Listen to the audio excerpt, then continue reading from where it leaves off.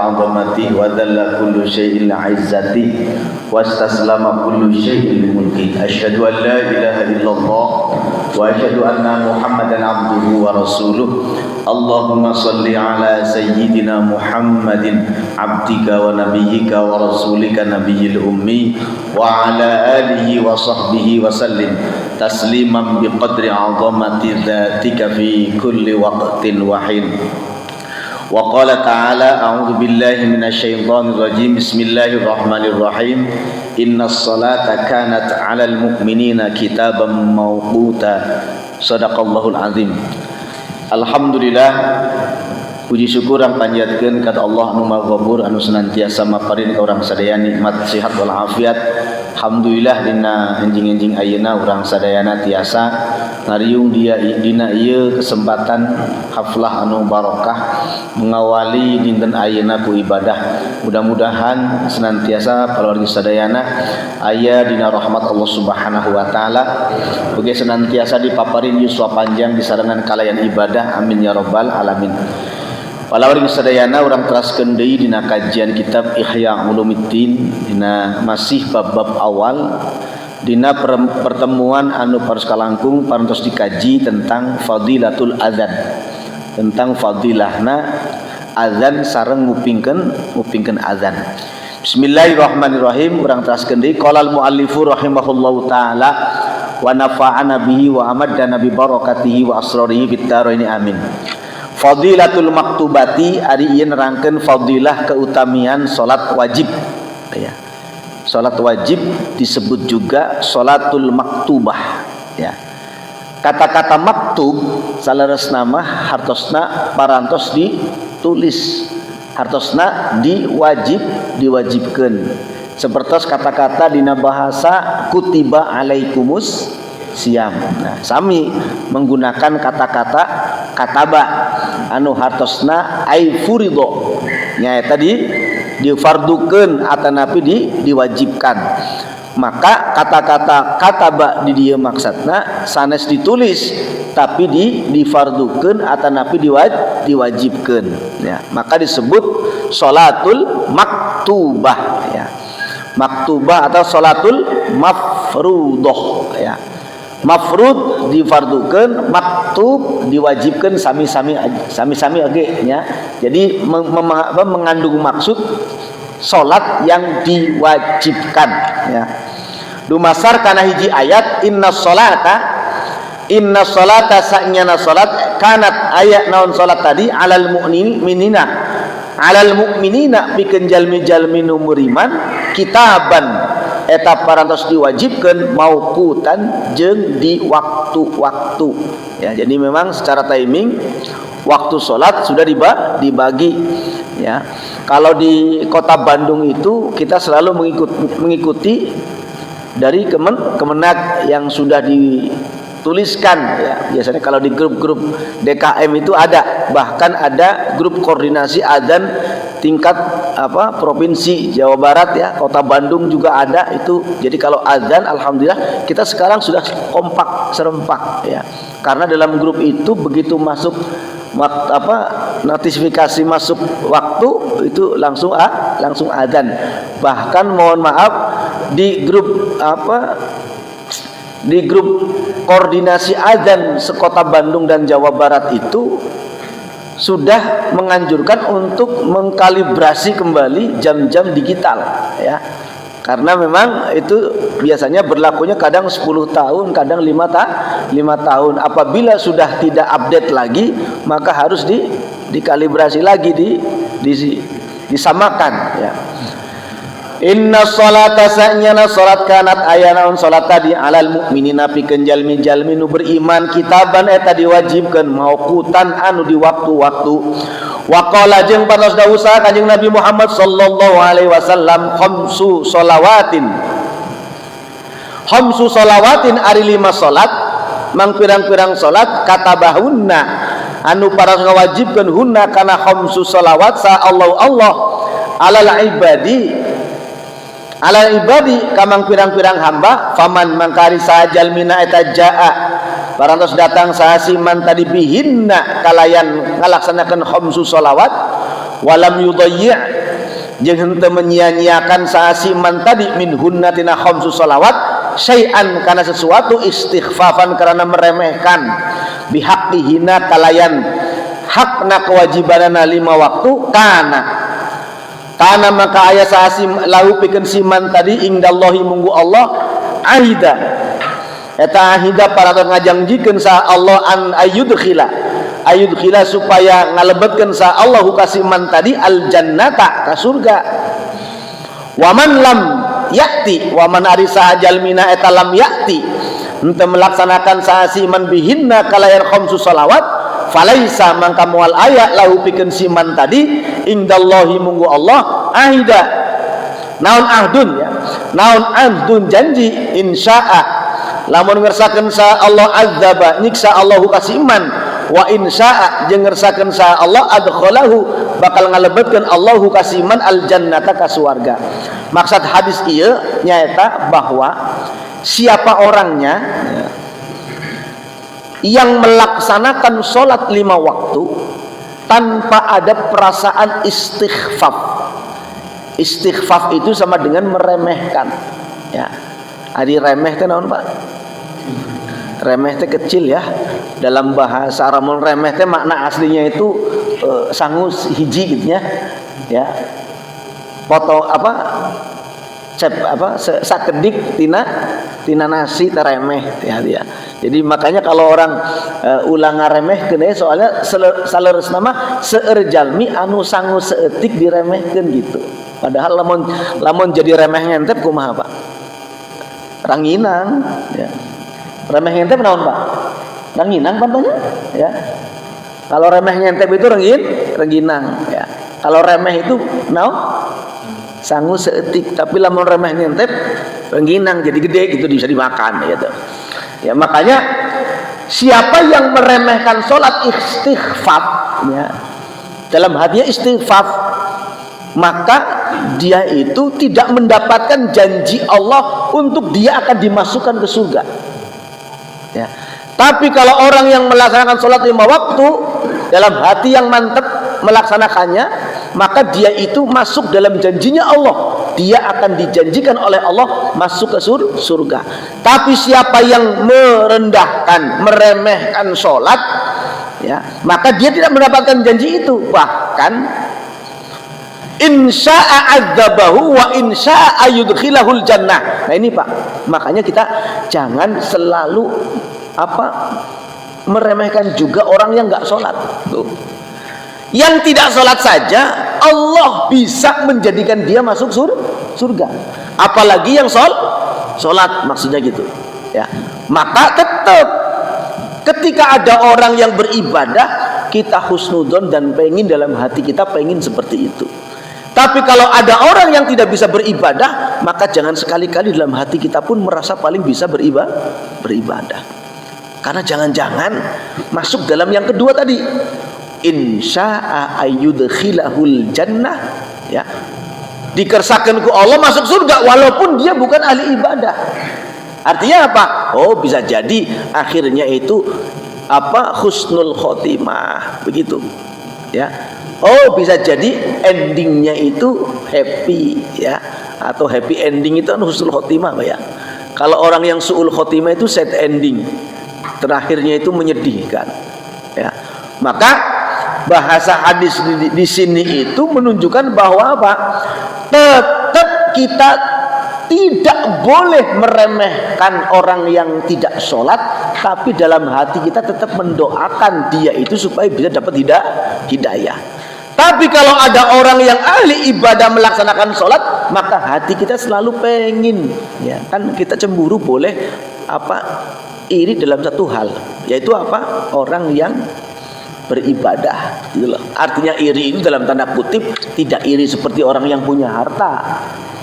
Tapi contoh begini, ada orang yang biasa khatam Quran sehari katakanlah setengah Al-Quran 15 juz, kemudian dalam 3 hari dia khatam atau lalu kita iri, ya Allah aku kok pengen seperti itu nggak masalah ya. Tapi kalau ada orang yang punya mobil bagus kita iri ya itu ya jangan ya. Karena kalau dalam masalah dunia lihatlah ke bawah, kalau dalam masalah akhirat lihat ke atas. Artinya ketika kita melihat orang punya dunia yang banyak, ya kita lihatnya ke bawah saja. Di bawah kita masih banyak orang yang tidak beruntung seperti kita saja, ya. Bahkan kalau ada orang yang ya jalannya sudah tertati-tati, tergopoh-gopoh, artinya sudah enggak normal lagi.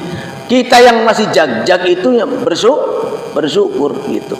Ya Allah, saya bisa jalan menuju al-hikmah untuk bisa sholat jamaah.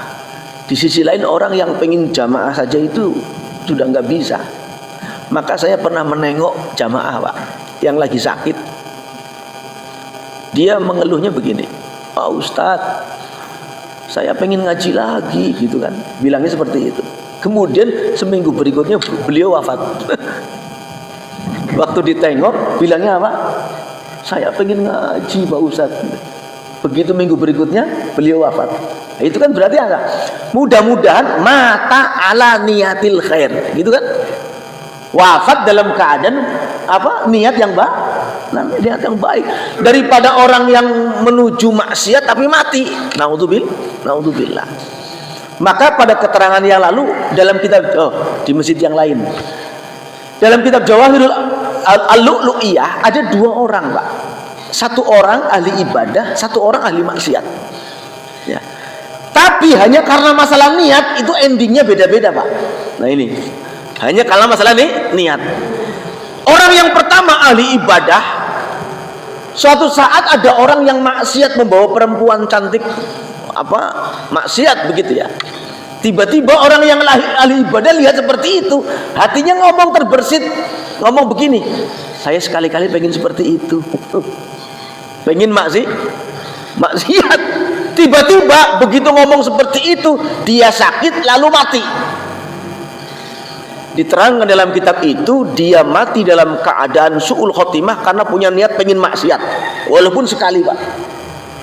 Tapi orang yang ahli maksiat begitu melihat orang ahli ibadah, dia dalam hati itu ngomong, pengen sekali, ya Allah kapan saya taubat, saya pengen seperti itu. Dia lalu sakit wafat. Dalam hati pengen taubat. Maka keputusannya apa? Dia wafat dalam keadaan husnul khotimah. Berarti apa, Pak? Kesimpulannya apa? Jangan sekali-kali niat dalam hati pengen maksiat walaupun sekali. Tuh. Karena apa? Dalam kitab itu juga diterangkan Allah akan memberikan balasan satu maksiat dengan maksiat berikutnya. Tuh. Dan Allah akan memberikan satu ibadah dengan anugerah pahala ibadah-ibadah berikutnya. Berarti secara otomatis kalau ada orang yang 1 kali beribadah akan dikaruniai ibadah-ibadah yang lain. Nah, satu lagi, Pak. Dalam kitab Al-Ghunyah Hupamitul Fatmah itu ada orang yang alim, ahli ibadah, ya. Tiba-tiba dia itu tadi sama kabengbat kahiji awewe, sehingga dia karena dia belum menikah, saya harus menikah sama dia. Usut punya usut, dia PDKT mendekati orang itu, cewek itu. Begitu mendekati cewek itu, ternyata apa? Cewek itu anak seorang gubernur. Yang gubernurnya itu adalah non muslim. Nah, otomatis anaknya non muslim. Lalu saking cantiknya si orang alim tadi, ahli ibadah tadi, datanglah ke gubernur itu. Saya akan menikahi anakmu, ya. Tapi syaratnya apa? Syaratnya kamu boleh menikahi anak saya kalau kamu masuk agama saya. Kata siapa? Kata gubernurnya itu. Tiba-tiba dalam hatinya karena nafsu pengen menikahi itu, dia dalam hatinya ngomong, biarlah saya masuk agamanya dia dulu dalam waktu sebulan. Nanti apa? Setelah sebulan saya masuk Islam lagi, istri saya akan saya bawa. Ternyata apa? Begitu dia menikah masuk agamanya, belum juga sebulan sakit wafat, mati. Mata alal kafir, meninggal dalam keadaan tidak Islam. Naudzubillah. Maka ini ternyata apa? Perkara hati dalam hal maksiat jangan sekali-kali kita mentolerir. ya. Jangan sekali-kali kita tuh pengen walaupun sebentar. Karena apa? Umur tidak akan ada yang tahu. Maka ini penting, apalagi kalau dalam masalah sholat ya. Masalah sholat, jangan sekali-kali itu meremehkan. Orang mata sholat di benghar. Orang tersolat di geningan rezeki aya wae. Ulah. Jangan sampai ngomong seperti itu, ya. Karena apa? Itu min jahidil qalbi, termasuk lamun cek bahasa orang wetan mah angas, ya. Angas itu wangkot nah hate ku sabab naon? Ku sabab henteu naon? Henteu malire, henteu peduli, nganggap remeh karena salat. Nah, kita prakteknya bareng-bareng Pak ya, latihan ya. Kalau setiap ada adzan, kemarin diterangkan dalam bab adzan, minimalnya kalau lagi ada adzan ya kita itu menjawab ya. Wujud apa? Wujud kita itu labbaik Allahumma labbaik. Bapak Ibu ngerti maknanya labbaik? Labbaik itu sebenarnya itu untuk menunjukkan arti apa? Sumuhun Gusti, gitu maksudnya. Sumuhun Gusti abdi bade nyumponan eta pangulem, mangundang anjir gitu. Maka kalau orang yang diundang haji itu bahasanya labbaik Allahumma labbaik, sumuhun Gusti abdi ayeuna sumping memenuhi panggilan anjeun Gusti, gitu maksudnya teh. Ya, dalam rangka apa? Memasrahkan hati. Maka ketika niat umroh labbaik Allahumma umrotan, melangkahkan kaki terus nganggo baju ihram tibir ali atau nabi ti alam lam kan untuk melaksanakan mikot, ngambil mikot kan seperti itu ya, dalam hati. Maka perkawis salat ieu maksudna naon mari kita sebut maktubah karena memang diwajibkan ya. Walaupun nanti ada salatul masnunah atau nabi salatul tatawwu, salat yang sifatnya tatawwu sunnah. Jadi insya'a adkhalahu al-jannah wa insya'a adzabah. Jadi orang yang tidak ibadah pun itu ada dua kemungkinan, bisa saja endingnya baik, bisa saja endingnya jelek. Maka ya ini cuman kalau orang yang sholat tadi potongan hadis pertama itu mengatakan apa? Ahdun ya. Kana lau adu indallahi ahdun ayudkhilahul jannah. Tapi kalau orang yang sholat sudah dijanjikan oleh Allah untuk dimasukkan surga tanpa ada qarinah insya'a azabah gitu. Tapi kalau hadis yang berikutnya keterus-terusannya, kalau orang yang sudah tidak sholat insya'a adkhalahul jannah wa insya'a azabah. Artinya apa? Kalau orang yang tidak sholat dua kemungkinan itu bisa ya.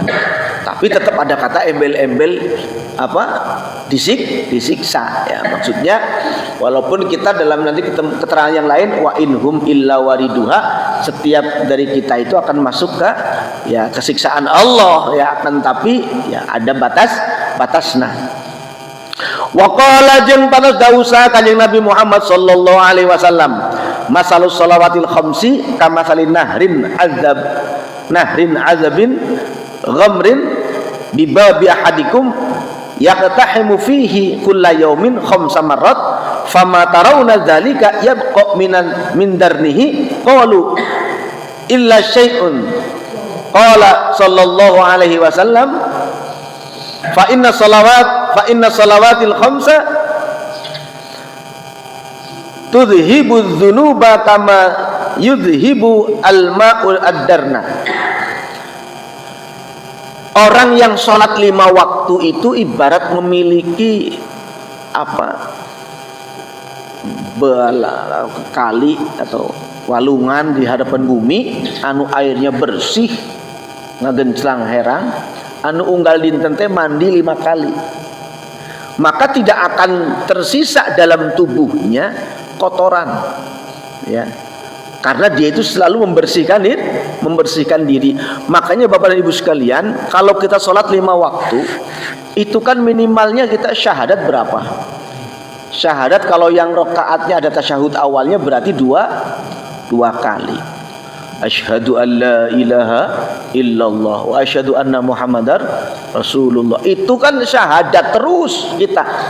Sedangkan kalimat la ilaha illallah itu dalam kitab yang lain terang itu sebagai apa? Tajdidul qalbi, ya tajdidul iman.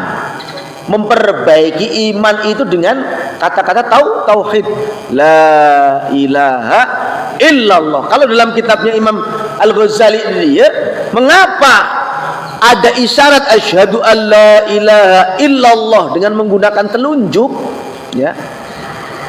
Makanya kalau orang yang sudah pernah ngaji itu nggak akan menyalahkan orang yang asyhadu alla ilaha illallah, dan tidak akan menyalahkan orang yang begini-begini terus, nggak masalah. Karena apa? Itu hanya beda interpretasi dalam pemahaman. Tapi intinya semuanya zikir ke Allah gitu. Makanya kan kita nggak boleh sebenarnya kalau ada orang yang tidak kunut, oh pasti Muhammadiyah, pasti Persis, nggak boleh begitu, ya, nggak boleh. Karena apa? Itu hanya pemahaman madhab, ya. Di kalangan madhab itu, ya, madhab Syafi'i, madhab Hanafi, madhab Hambali itu berbeda. Ada yang sepakat bersama, ada yang saling berbeda. Maka perbedaan itu dalam pemahaman tidak untuk mencirikan seperti sekarang ini kan gitu, ya. Kan sekarang ini kan lagi santer-santernya lagi, karena apa? Banyak alumni Madinah yang pulang yang akhirnya menyampaikannya madhabnya Maliki kan, ya. Madhabnya Maliki, ada yang nggak ngaku madhab Maliki, nggak ngaku madhab Syafi'i, nggak ngaku madhab itu, tapi apa? Pakainya Ibnu Taimiyah, kan ada kan seperti itu. Tapi ya terserah, ya. Dan kita tidak akan membahas. Cuman kalau yang dipermasalahkan itu yang suka nyalah-nyalahinya itu, dianggapnya yang lain itu salah itu. Padahal apa? Tetap perbedaan itu ada dalam ranahnya apa? Ranahnya ikhtilaful ulama yang kita masing-masing punya jalur begitu, ya. Kan ramenya bukan karena perbedaannya, Pak. Ramenya karena apa? Nyalahnya itu, ya. Coba kalau bapak sholat, ya, apalagi dikatakan orang yang, mohon maaf, ini bukan dalam rangka soal untuk mengeluar, tapi apa? Biar pemahaman kita lebih kompak seragam untuk saling menghormati. Contoh, kalau yang nggak tahlil aja, ya. Kalau yang nggak tahlil, ya nggak masalah. Tapi kalau yang tahlil, ya jangan dikatakan itu kan. Ya. Kan orang yang tahlil nggak pernah nyalahin yang nggak tahlil, ya. Bermula dari apa? Bermula dari yang mengatakan tahlilan itu sesat, tahlilan itu bid'ah. Sekarang mah nggak usah seperti itu. Karena apa? Itu pemahaman. Tuh, ya. Nggak masalah. Zaman dulu Imam Syafi'i, Imam Syafi'i kalau makmum ke gurunya kan tidak kunut, ya. Tidak kunut, ya. Imam Syafi'i ya ikut nggak kunut, ya. Terus ulama kalau misalkan dia jadi imam di kalangan jamaahnya semuanya nggak kunut, maka dia pun nggak kunut. Indahnya baca kitab itu, ya. Tapi ya nggak masalah. Cuman kita kadang-kadang punya prinsip, ya. Identitas diri itu memang perlu ditunjukkan dalam rangka kita punya prinsip, bukan karena sombong, ya. Karena kalau sombong itu bahaya. Tapi kalau karena prinsip melaksanakan amaliyah yang kita pelajari nggak masalah, ya. Nah itu sedikit, ya. Nah, makanya orang yang sholat saja, ya, orang yang tidak sholat saja tidak boleh kita doakan jelek, ya. Apalagi orang yang sholat, apalagi yang nyata-nyata sudah bertauhid kita kafir-kafirkan, ya jangan. Wong nyata-nyatanya tauhid kok, ya. Nyata-nyatanya ibadah, ya jangan. Masa hanya karena ziarah kubur disebut musyrik, ya. Padahal tata cara ziarah kubur juga sudah ada, ya. Cuman kadang orang ada apa? Ada yang namanya prioritas, ya. Masa kuburan orang tuanya nggak pernah ziarahi, kuburan yang jauh-jauh di Jogjuk, apa lam ya bres walam ya jeruk gitu teh. Nyapanya, ya. Masa kuburan orang tuanya nggak pernah diziarahi, tapi kuburan yang jauh-jauh diziarahi, apa itu kebalik itu, ya. Ya, saya punya nasihat dari guru saya. Sebelum kamu berangkat haji, berangkat umroh, ziarahi dulu orang tuamu yang sudah wafat. Ya. Kira-kira amalan begitu baik nggak, Pak? Walaupun tidak ada hadisnya mengatakan begini, siapa orangnya yang mau ziarah ke Mekah wal Madinah harus ziarah dulu ke orang tua, kan nggak ada. Tapi apa? Kita ziarah dulu ke orang tua. Maksudnya apa? Orang tiasa angkat Mekah wal Madinah, kuasilahna orang tua. Ayeuna orang syukur ke Allah melalui mendoakan orang tua, ziarah kubur kan boleh seperti itu. Dalil umumnya juga banyak. Ya, kalau orang yang letterlek nanti bagaimana Pak? Ya itu nggak ada contohnya dari Rasulullah. Ya nanti akhirnya kalau kita harus satu persatu cari contoh Rasulullah, ya cari contoh Rasulullah, maka cara pakaian kita itu pun harus ikut Rasulullah. Ya artinya apa? Nanti kita nggak boleh pakai batik. Wong Rasulullah nggak pernah pakai batik. Ya. Loh itu kan bukan masalah ibadah, bukan masalah nggak ibadahnya, kan katanya tidak ada contoh dari Rasulullah. Ibadah pun harus nyontoh Rasulullah ibadahnya pakai gamis. Cok, Bapak lihat di Al-Jabbar di bawah itu ada galeri Rasulullah, itu miniatur artificial contoh tiruan dari bajunya Kanjeng Nabi. Oh, baju Kanjeng Nabi seperti itu toh. Maka kita harus bikinnya seperti itu dong. Kalau kita benar-benar contoh dari Rasulullah.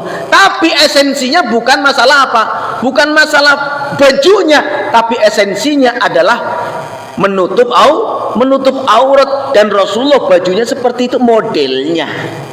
Model bisa seperti itu, macamnya beda-beda. Tapi kalau disebut contoh, ya itu kan harus plek seperti itu. Ya makanya ini pengembangan dalam dunia linguistik juga akan dikembangkan tentang maksudnya apa itu contoh Rasulullah. Memang betul ada ibadah mahdoh, ada ibadah ghairu mahdoh. Ya, ibadah mahdoh adalah ibadah yang memang tata caranya satu paket given dari wahyu. Tapi kalau ibadah ghairu mahdoh itu bagaimana teknisnya manusia, yang penting tidak melanggar syariat. Ya. Makanya kalau kita bahasa contoh Rasulullah harus contoh Rasulullah. Rasulullah itu zakat nggak pernah pakai beras. Kalau nggak pakai korma, pakai apa lagi Pak? Ya, pakai gandum. Ya, kalau nggak pakai korma, pakai gandum. Lalu apakah kita di Indonesia mau pakai korma atau pakai gandum? Ya. Lalu dia ngomong seperti ini, kan makanan pokok setempat. Betul, makanan pokok setempat contoh Rasulullah. Ya. Kalau betul-betul, kan di situ kan apa? Timbul kias. Timbul kias maksudnya gimana? Yang penting makanan pokok di daerah itu tidak harus seperti di Arab. Kan apakah ada dalam hadis mengatakan, yaitu artinya itu qiyasul tafsir para ulama. Maka ketika kita itu betul-betul ya mengikuti yang kan sekarang banyak juga ditulis kitab atau buku ada ya sifatu sholatin Nabi, kan ada ya, sifat sholatnya tata cara sholatnya kanjeng Nabi. Mohon maaf, kalau isinya cuman hadis-hadis saja, apakah iya kita itu bisa mengikuti seperti itu? Hadis saja. Pasti keterangannya itu menggunakan apa? Menggunakan keterangan para sahabi, para tabi'in, tabi'ut tabi'in, sampai ulama madhab yang 4 itu, yang akhirnya jadilah diantaranya kitab-kitab yang kita kaji sekarang ini. Oh, ternyata ruku' itu harus rata. Gambarannya apa? Dulu ya, tumak ninahnya sahabat sampai apa? Japati teh entrep dina tak dina mastaka ge teu hiber. Begitu rek sujud rek ruku kakara hiber. Oh berarti apa? Kusangkin khusyukna salatnya para sahabat nepi ka naon? Dina nangtung kieu berdiri kieu entrep japati ge teu karasa, japati nyaman. Begitu sujud baru hiber. Nah, aya bapak nu salat di dieu golejna nempel di dia ya. Manuk udah jarang, saya yakin. Dan bacanya aja pasti tidak sepanjang-panjang sahabat. Cacakan niru sahabat ge hese, komo niru kanjeng Kanjeng Nabi. Artinya kalau kita cuma letterlek memahami hadis nggak akan mampu kita. Tapi tetap pakai tafsirul ulama. Tuh. Maka beginilah dinamika ilmu ya sampai kita sekarang. Jadi jangan selalu berkata apa kalau tidak ada contoh dari Rasulullah bid'ah sesat. Nah itu nanti patokan seperti itu menyesatkan dirinya sendiri malah. Ya. Menyesatkan diri sendiri karena apa? Ternyata dalam memahami perkataan hadisul Rasul itu pun perlu ada penjelas. Orang yang semasa Kanjeng Nabi, orang yang semasa sahabat, orang yang semasa tabi'in, orang yang semasa tabi'ut tabi'in, sampai penjelasan para al-imamu madzhabul arba'ah. Sampai saat ini tidak ada orang yang dalam memahami hadis, seperti imam madhab yang 4. Karena ulama-ulama berikutnya menukilnya dari madhab yang 4. Ya. Contoh Imam Muslim dan Imam Bukhari hidup di masa siapa? Masa setelah Al-Imam Syafi'i. Nah, bahkan Al-Imam Muslim itu madhabnya Syafi'i. Tapi orang sekarang yang baru datang itu bilangnya apa? Kalau tidak ada hadis sahih dan sahih Muslim, kayaknya itu ditolak. Padahal apa? Imam Syafi'i itu hidup lebih dulu daripada Imam Muslim dan lebih dulu hafal hadis beribu-ribu dengan spesifikasinya hadis. Imam Muslim mah menspesifikan diri dalam membukukan hadis.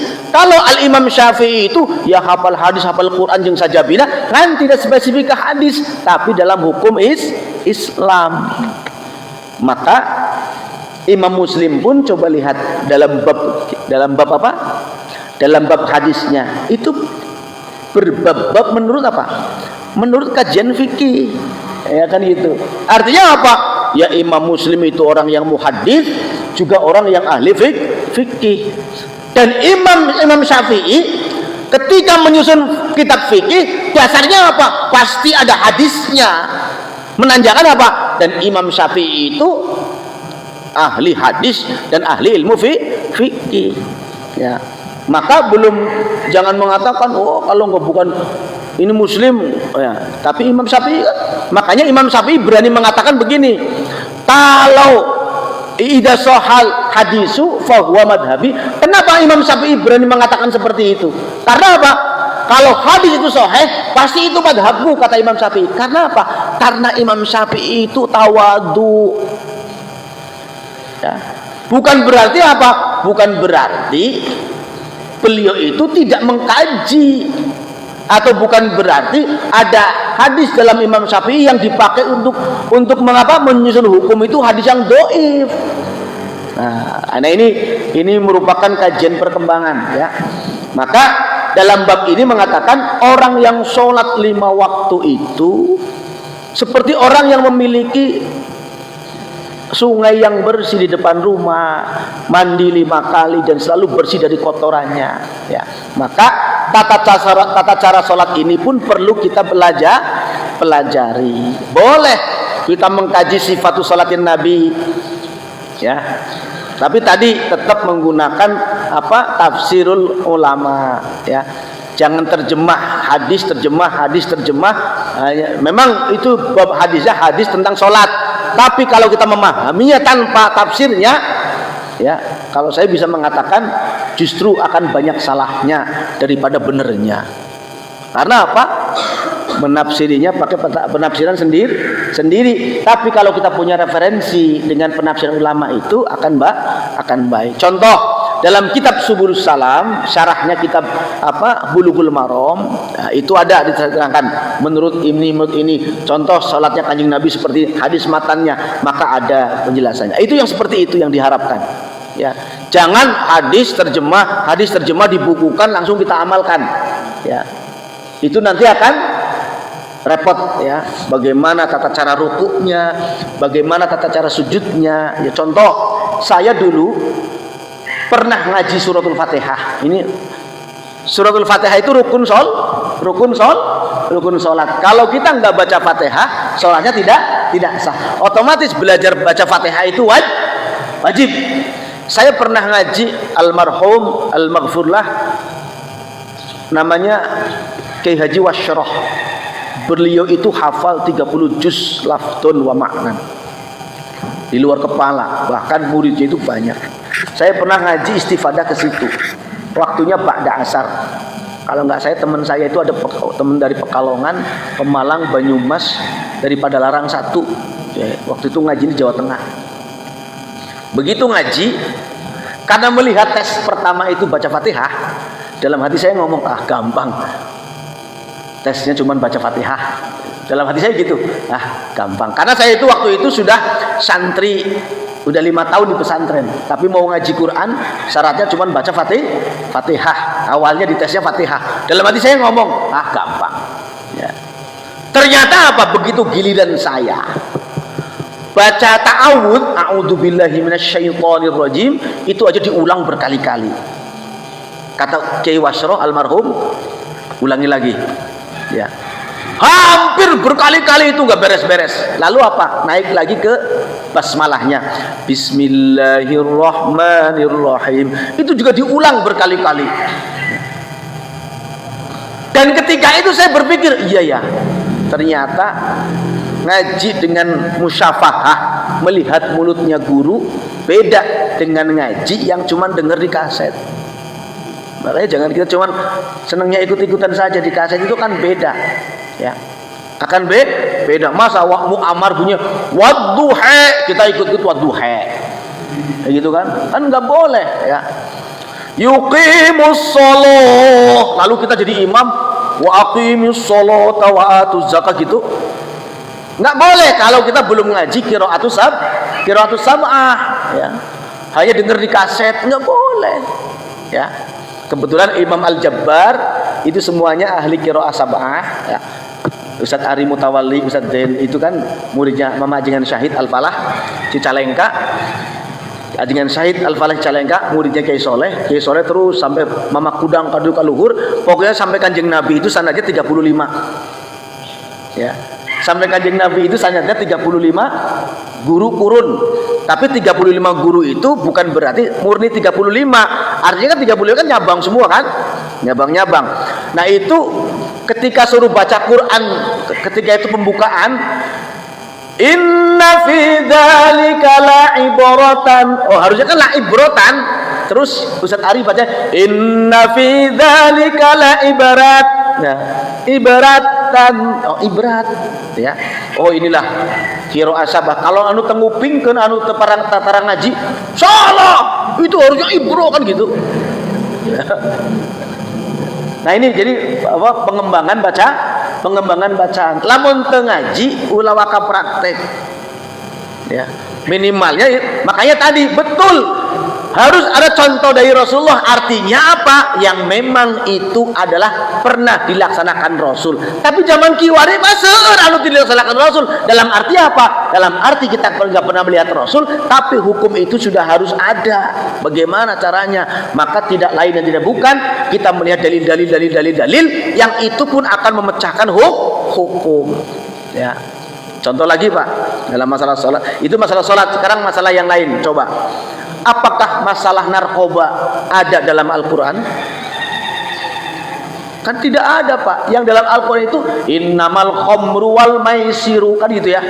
Khomru maisir, ya, atau kullumu siapa yang memabukkan. Nah, itu bahasa memabukkan itu dikiaskan. Makanya mohon maaf, di YouTube Bapak jangan terkecoh. Ada orang yang mengatakan kotoran najis kucing itu suci. Ya. Padahal apa? Ya sekelas dokter, mohon maaf saya nggak sebutin, tapi apa? Secara hukum fikih padahal apa? Ya, kalau yang namanya najis itu ya najis, apalagi kalau kecuali najisnya anjing ataupun babi itu kan sudah jelas ya. Tapi kalau ada yang mengatakan najis, kalau najisnya kucing itu enggak najis. Berarti kalau kita, nah itu kan otomatis ya. Nah ini banyak, makanya itu karena apa? Melihatnya tidak dengan dalil qaulul ulama yang iktibar.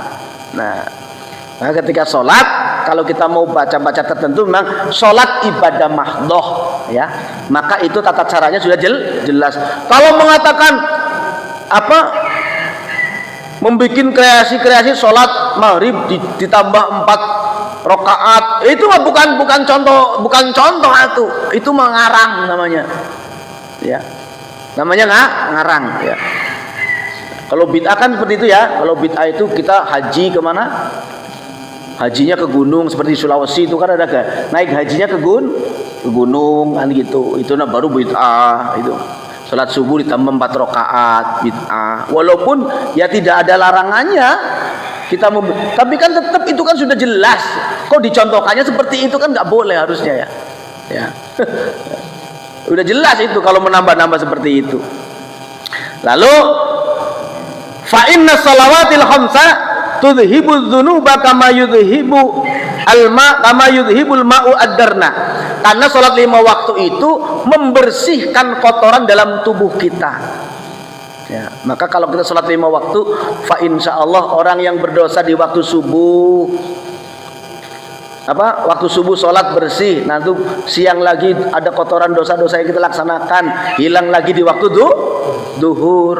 Waktu duhur dosa kita sudah diampuni oleh Allah, dosa kecil, lalu kita interaksi lagi, banyak lagi dosa lagi, hilang lagi di waktu asar karena kita sholat asar. Terus nanti ketika kita wafat dalam keadaan sholat 5 waktu yang full, fa insyaallah kita dalam keadaan dosa yang sedikit. Artinya apa? Memang tidak luput dari dosa, tapi minimalnya kita itu rajin membersihkannya. La saghirata ma isrorin wala kabirata ma istighfarin. Tidak ada dosa besar kalau kita selalu beristighfar, bertaubat, dan tidak ada dosa kecil kalau kita selalu menumpuk, ya. Saya yakin Bapak dan Ibu sekalian, ada mungkin ada yang mulai sadar rohani itu ketika umur berapa, kan ada ya Pak ya. Dan itu kita perlu taubati, Pak. Makanya minimalnya kalau habis sholat isya, kalau lagi nyalse, sholatlah taubat minimalnya 4 rakaat. Ya, minimalnya 4 rakaat 2 kali salam. Berarti 2 rakaat, ya. Rakaat yang pertama setelah Fatihah membaca Al-Insyirah atau Alam Nasroh. Rakaat yang kedua setelah Fatihah membaca Alam Taro atau Al-Fil. Nah, terus diulang-ulang nggak apa-apa kalau hafalnya cuma surat itu. Kalau hafal yang lainnya nggak masalah, ya. Karena faqra'u ma tayassaru minal Qur'an, bacalah yang termudah dalam Al-Qur'an yang kita hafal, ya. Jangan melambung ke yang jauh-jauh baru salah wae. Ya, mendingan yang itu dibolak-balik yang hafal. Kalau mau nambah hafalan ya boleh, tapi dibaca dulu. Kalau sholat sendirian memang nggak masalah, walaupun salah nanti diulang sendiri, ya. Kan itu. Memang kalau sholat sendiri nggak masalah, mau nambah hafalan dibaca. Bahkan saya punya resep kalau kita pengen hafalan Qur'annya anteng, awet, muntin, itu apa? Dibaca ketika sholat. Baik sholat sunnah maupun sholat wajib. Bisanya Alam Taro, bisanya Alam Nasro, ya. Karena apa? Saya yakin tadi Bapak dan Ibu sekalian itu pasti punya tingkat kerohanian masing-masing. Oh, saya baru sadar ibadah setelah pensiun kok. Saya baru sadar ibadah ketika umur sekian. Ya Allah, saya baru sadar ibadah setelah umur segini. Oh ya Allah, saya baru setelah menikah kok baru syahadat ya. Karena ada yang seperti itu. Nah, itu tingkat kerohanian yang berbeda-beda itu kita sadari, kita taubati sekarang ini, ya. Sebelum masa-masa injury time. Masa-masa injury time kapan, Pak? Ya itu saat kita itu sudah terbaring, tidak bisa apa-apa. Sebentar lagi pre-week habis kan itu ya. Sebentar lagi waktunya habis ya, masa-masa injury time sudah dikasih lampu kuning. Itu kan. Ya. Jangan sampai kita offset. Ya. Sudah mati melanggar terus kan offset. Itu namanya. Sampai mati melanggar melanggar terus, ya jangan. Kita latihan terus. Maka kata guru saya itu, Pak, kalau kita naik motor, naik sepeda, bahkan ketika kita olahraga apapun, hati kita itu Allah Allah terus, Allah Allah Allah Allah terus, ya. Nanti sehingga walaupun orang melihat dohir kita itu jelek penampilan, tapi hati kita tetap zikir, gitu loh. Di Tajong Batu bunyinya Allah, naon weh gitunya, ya. Ningali nu teu ecereuk Allah, ningali ecereuk Allah, ya. Ya, karena apa? Bunyi kita itu Allah terus, latihan, ya. Kenapa Pak Ustaz ke Allah kok enggak la ilaha illallah? Enggak masalah, kalau yang la ilaha illallah juga boleh, ya. Tapi bukankah seluruh zikir ini hanya untuk ingat Allah? Makanya minimalnya yang gampang Allah. Dalam Al-Qur'an wala dzikrullahi akbar, ya. Mengingat Allah itu lebih besar dari apapun. Maka isyarat salat kita itu takbir Allahu akbar. Itu isyarat apa? Mentakbiri seluruh alam. Yang besar itu cuma Allah, yang lain itu kecil. Pangkat kita, jabatan kita, harta kita, anak kita, incu kita, mobil kita, rumah kita, semuanya kecil. Ketika sholat mah tong dipikirkan heula, mikirkan bacaan sholat. Makanya kalau ada orang yang ngaku Allah maha besar ketika takbiratul ihram, tiba-tiba masih ingat dunia dalam hatinya, maka itu berarti apa? Dunia itu lebih besar daripada Allah. Allahu akbar. Mobil orang diparkir pinggir jalan, jika ini repot ya teh. Itu berarti mobilnya lebih besar daripada Allah, ya. Allahu akbar. Motor orang di mana tadinya bendernya. Makanya Kanjeng Nabi pernah manggihan sahabat ka masjid mawa onta. Ka masjid mawa onta, ya. Begitu ditanya oleh Rasulullah, mana ontamu? Dikencarkeun ku abdi. Kenapa dikencarkeun? Tadi iket. Abdi mah tawakal pasrah ke Allah we. Itu. Lalu Kanjeng Nabi bilang begini, tawakal ke Allah itu bukan seperti itu. Ikat dulu ontamu di suatu tempat, diikat yang kencang, baru kamu tawakal ke Allah. Lain dikencarkan gitu. Berarti apa Bapak? Lamun rek salat, puguhkeun heula anu bakal ngaleungitkeun kahusyuan dalam salat. Motor dan nu rapi kunci heula. Kan gitu banyak. Mobil sekiraning urang salat hariwang tong parkir di pinggir jalan. Lah yang aman ketitipan mobil sana tadi itu lebet. Kan lebih jongjon urang teh. Dari para salat pinggir mobil Jawa Harrier, Velfire diparkir di pinggir jalan letik, Allahu akbar. Jangan-jangan spiona kena batur euy. Kan gitu akhirnya. Maka berarti apa? Memposisikan apapun sebelum sholat supaya hati kita tenang, itu termasuk diantaranya syarat kehusyuan sholat. Tuh, nyatanya apa? Kendaraan dulu paling hebat apa Pak? Onta. Sahabat itu mau sholat, ontanya digencarkan dengan alasan takwa ke Allah dan mual naon. Takwa ke Allah, tawakal, pasrah ke Allah. Lain gitu, cangret heula unta, nah nembena tepan.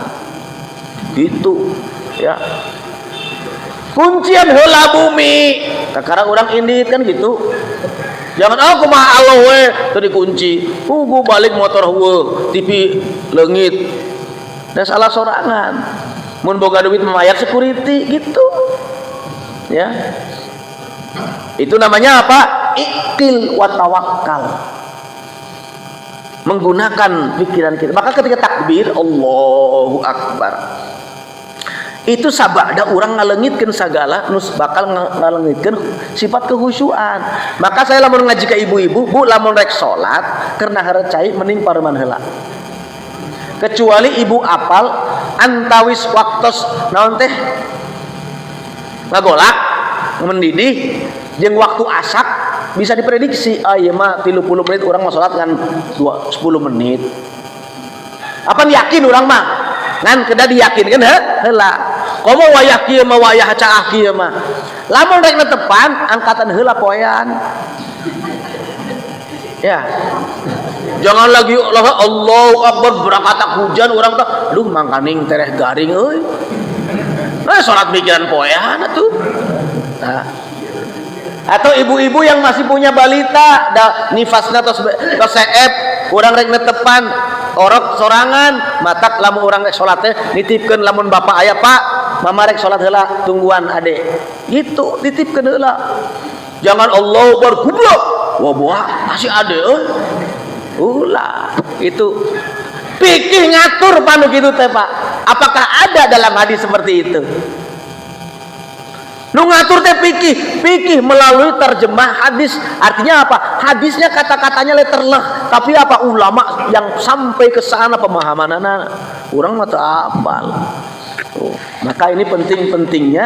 Jadi ngaji seperti gitu banyak. Jadi ya, kalau dulu saya pernah dicarekan karena saya jadi pengurus pondok 3 periode, Pak. Pengurus pesantren 3 periode abdi teh, ya. Pengurus lamun jamaah ku kiai malah dicarek. Abdi mikir, nah orang pengurus sholat jamaah teh kalahkan dicarek. Ternyata apa? Begitu kumpulan pengurus, Pak Kiai nyaris kieu, kamu diamanati supaya santri itu tertib.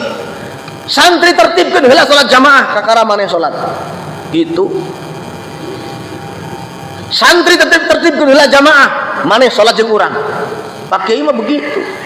Walaupun sholat jamaah di masjid ada imamnya sendiri, Kiai Haji Ubaidillah Al-Hafidh 30 juz.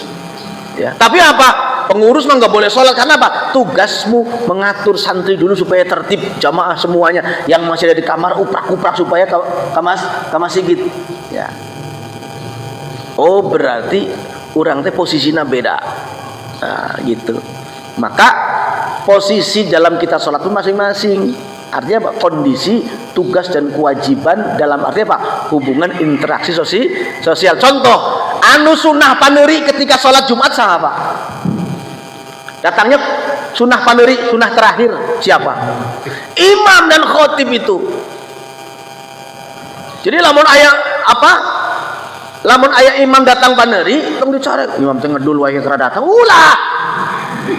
Karena itu memang posisinya supaya paneri. Tujuannya apa? Siap dulu seluruh jamaah, maka konsensus itu penting. Lamun di berapa menit, Pak? Dina qomat dina adzan ke qomat itu berapa? 10 menit. Lamun di Nurul Ihsan abdi 7 menit. Jadi lamun abdi tos baca kitab di rumah, ngong adzan teh tutup. Da aya kene waktu 7 menit naik motor dari Nurul Ihsan ka ditu sakedeung ti Al Hikmah ka rumah teh tutup ya. Karena dari tadi mah ya, sholat sunnah mah sudah kan tinggal mutolaah tadi teh kan gitu. Oh ayat konsensus nah gitu. Ya. Jadi paneri anu ya. Makanya dulu kalau Kiai Haji Masrui almarhum guru saya itu beliau wafat di Madinah. Makamnya itu di sebelah makamnya sahabat yang paling depan sana. Itu beliau kalau sholat Jumat itu kalau jadi imam dan khotib itu selalu bawa kitab begini. Begitu adzan selesai, orang-orang sudah sholat sholat sunnah, beliau baru masuk sholat sunnah. Karena lingkungan pesantren sih, ya karena lingkungan pesantren dan semua jamaah melihat, ya nggak masalah, ya. Dan diam dah santri apal teh hukum nate ya gini, ya. Nah, diulang pasti kan lo banyak nyarios. Ya, wayakin kakara datang, gitu, pasti ya. Tapi itulah karena memang orang, makanya kalau dalam keterangan itu semakin banyak orang yang tidak tahu ngomong, semakin ramai dunia ini, ya. Karena bukan kapasitasnya berbicara. Nah, sakitu para sadayana, ya sakedik dina masalah salat. Anu intinya di pertemuan ayeuna bahwa salat 5 waktu itu diwajibkan oleh Allah. Barang siapa yang menyia-nyiakan waktu salat istighfar, merendahkan, meremehkan waktu sholat, maka Allah akan menyiksanya dan bahkan bisa jadi masuk neraka. Tapi siapa yang mengkonsentrasikan, memposisikan sholat itu sebagai suatu perhatian, maka Allah berjanji pada orang itu akan masukkan dia ke surga. Dan tetap ketika sholat 5 waktu itu adalah merupakan apa fungsinya? Di antaranya apa? Pembersih tubuh kita. Ya, sholat wajib itu membersihkan tubuh kita dari waktu yang satu ke waktu yang lain. Dan hakikatnya hidup kita adalah menunggu waktu sholat. Demikian karena subuhnya jam 4 lebih, akhirnya setengah genep. Biasanya kan selesainya jam 6 Pak ya, karena mulai jam 5 lebih. Mudah-mudahan ada manfaatnya. Lillahi ta'ala al-Fatihah. A'udzubillahi minasyaitonir rajim. Bismillahirrahmanirrahim. Alhamdulillahirabbil alamin. Ar-Rahmanir Rahim Maliki yaumiddin. Iyyaka na'budu wa iyyaka nasta'in. Ihdinas siratal mustaqim. Shiratal ladzina an'amta 'alaihim ghairil maghdubi 'alaihim waladdallin. Wallahul muwaffiq ila aqwamit thoriq. Wa lakum minkum assalamu alaikum warahmatullahi wabarakatuh.